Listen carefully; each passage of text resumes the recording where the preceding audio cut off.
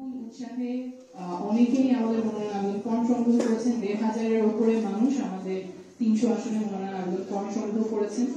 আপনারা দেখেছেন যে এই কার্যালয়ে অনেক উৎসবমুখর পরিবেশে অনেক উৎসাহের সাথে আবেদন ফর্মগুলো সংগ্রহ হয়েছে, জমা পড়েছে। এরপর যারা আমাদের আবেদন ফর্ম সংগ্রহ করেছেন তাদের সাথে একটা মত বিনিময় সভা অনুষ্ঠিত হয়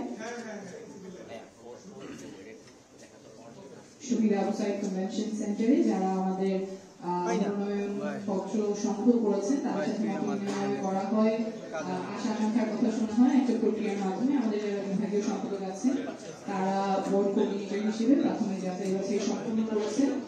ফাইনালি এখন আমরা আমাদের প্রার্থী তালিকা আজকে ঘোষণা হবে।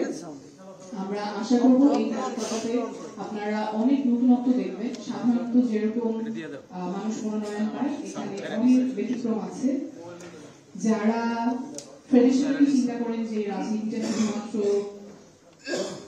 খারাপ মানুষের জায়গা, গডফাদার, সন্ত্রাসী, চাঁদাবাজ, দুর্নীতিবাজ, সেই রাজনীতির সময় এখন শেষ।